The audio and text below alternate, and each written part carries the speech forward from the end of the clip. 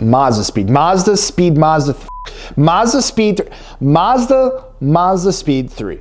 Probably one of the more interesting names out there for a vehicle. But anyway, what's going on, everybody? Hope you're doing well, and welcome back to Fitment Industries Garage and another episode of What Wheels Fit, where we dive deep into wheel fitment specs for a bunch of different vehicles and take a closer look firsthand on what people are running on their cars and hope to help you find the next set of wheels, tires, or suspension for you. I'm Gels from Fitment Industries, and before we go ahead and just jump right into it, don't forget to subscribe if you haven't already, and if you're looking around for some new wheels, tires, or suspension for your Mazdaspeed 3, keep your boys over at Fitment Industries in mind when that time comes. You can check out the links in the description below, all that sort of stuff.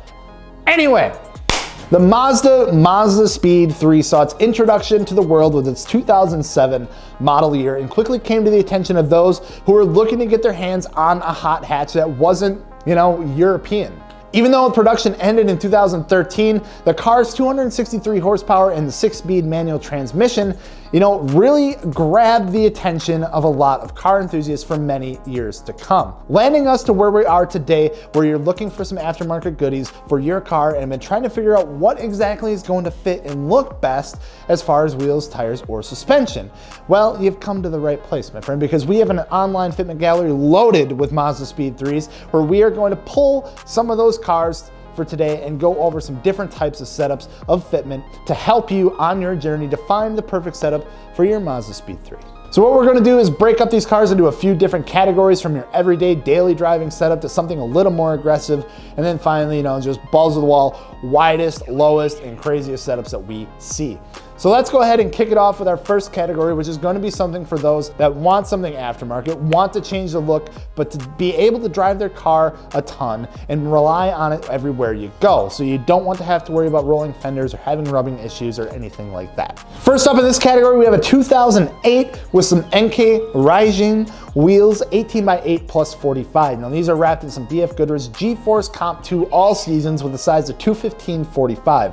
And this car is still sitting on its stock suspension. However, with the 8-inch wide wheel and a plus 45 offset, you should expect no issues whatsoever or with this setup if you lower it. As you can see with this similar example on this 2009 with some Enkei SC22s, 18x8 plus 45 again, with a 225/40 tire, this time sitting on some lower springs to drop that height just a little bit. Now, if you want to stick with the 8-inch wide wheel but go down and offset a little bit, you can, just like this 2010 with some JNC 026s, 18x8 plus 35, so bringing those wheels out just a little bit more, getting a little more flush fitment. Some Federal 595 tires with a size of 225/45, and then sitting on some KW suspension coilovers. However, if you want to go up in width a little bit, we see a lot more people start to go with something like an 18x8.5. That still won't be anything too aggressive, depending on the offset, of course, and you can still get by without having to roll your fenders. So let's go over a few 18x8.5 examples. First being this 2012 with some Regen 5 R34s, 18x8.5 plus 40 with a 225/40 tire sitting on some ISC coilovers.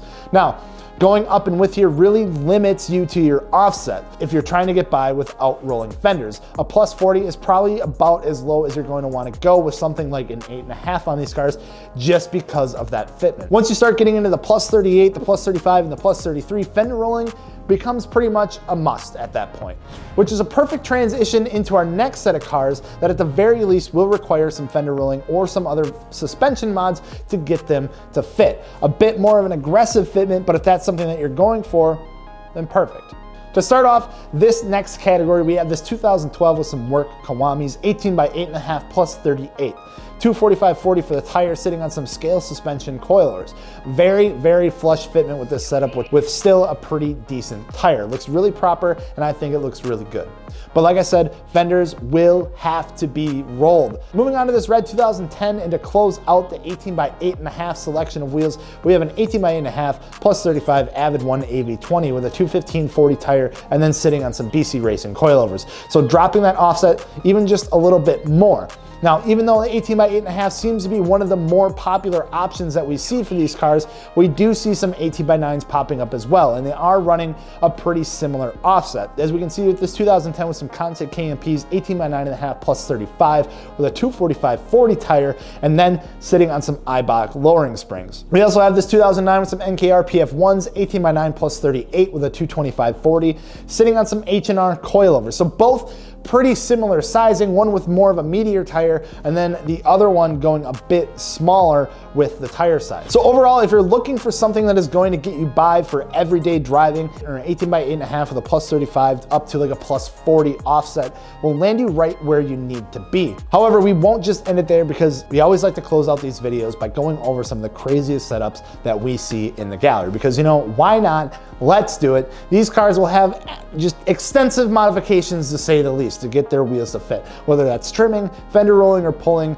additional suspension components, or even just custom metal fab work. They do it all because they just want these things to fit. So that being said, let's rapid fire these last two. First up, this 2009 was some Cosmis Racing XT006Rs, 18x9.5 plus 10 all around with a 215/40 tire, sitting low and aired out on some Airlift Performance air suspension. And I believe that actually all these next cars are on air suspension. So this is followed by our first staggered setup of the day with this yellow 2012 on some Avant-Garde F141s, 18x9.5 plus 34 in the front, so very specific fitment, 18x10 plus 36 in the rear with a 215/35 tire all around, and then of course sitting on some Airlift Performance. This thing looks absolutely incredible, I'm not gonna lie. Next we have another 2012, this time with some work VSXXs, 18x10 plus 21 square setup, 225/35 for the tire size, and of course sitting on air. And then to close out the day, probably the widest wheel setup that we will ever see in the gallery on a stock body Mazdaspeed 3 is this 2012 with some work VSKFs, 18x10 zero offset in the front, and an 18x10.5 -6 in the rear with a 215/35 tire on those 10 and 10.5s.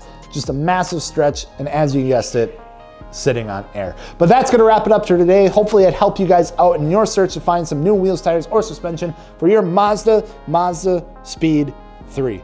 If you guys have any questions, feel free to drop them down in the comments below, or if you didn't see anything that you really liked, feel free to hop on over to the gallery yourself and check out all of the Mazdas that we have in the gallery right now to take a look for yourself to see what's right for you. But I'm Gels from Fitment Industries. We'll see you later.